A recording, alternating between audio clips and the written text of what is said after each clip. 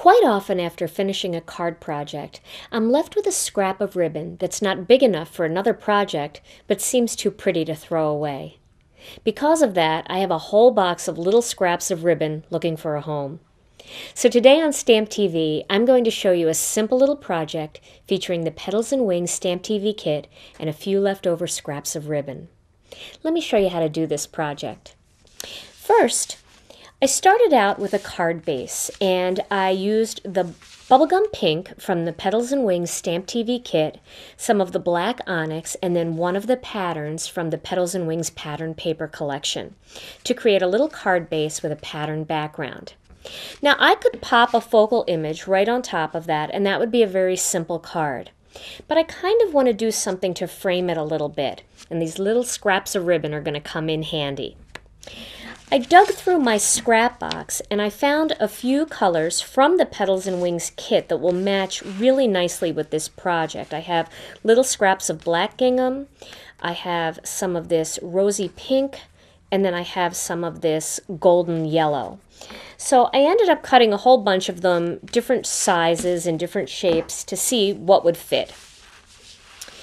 So I wanted to lay this out with a black piece in the center and then another black piece on either end. And as you can see, when I place these on the different parts of the card, I'm switching the direction of where the points go. They're not all pointing in the same direction, like that. So I'm going to tape these down first.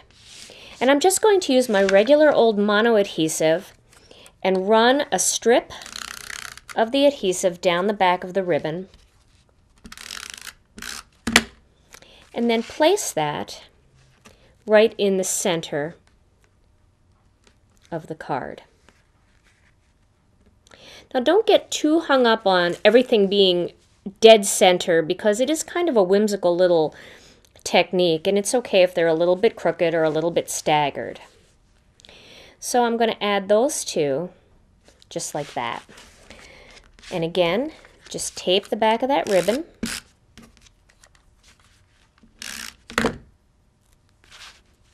And we'll pop that one on here. As you can see, I'm leaving a little space for some ribbon to go in between. But I don't want this to be too spread out, because my focal image is going to be about that size, and I don't want the ribbon in the center to extend outside of that. So you can see they are fairly close together. Let's tape the back of this end. And this one can go kind of in the same direction. No, let's change it. We'll change the direction again. These actually stick pretty well using just the mono adhesive. If you want a tighter bond, you can use score tape or one of the stronger adhesives, but since you're going to be putting a focal image on top, it's just fine to just use the mono adhesive. Now I'm going to put a pink one here and another pink one. Let's change the direction of that there, like that. And we'll tape those on the same way.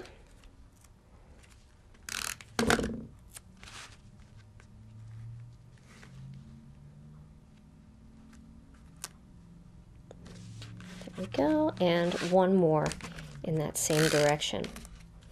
What I'm actually doing here is I'm creating a fun little whimsical frame that will extend outside of my focal image using these little scraps of ribbon.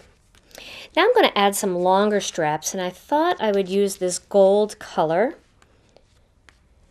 And if any of them are a little frayed at the ends from your scrap box, you can just trim them up and clean them up a little bit. And we'll add those two right there like that. So again, some more of that tape on the back. Wait till you see how cute this all looks when it's done. I'm going to put these kind of close to the center.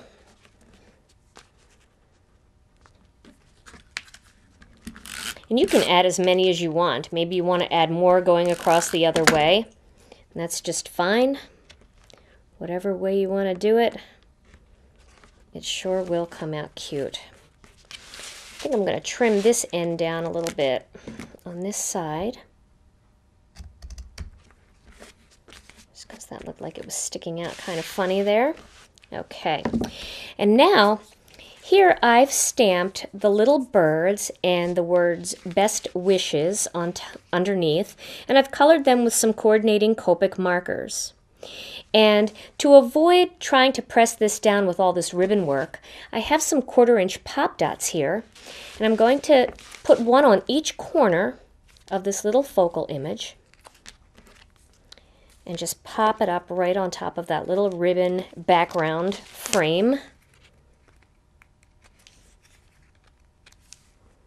And the ribbons will just give the whole card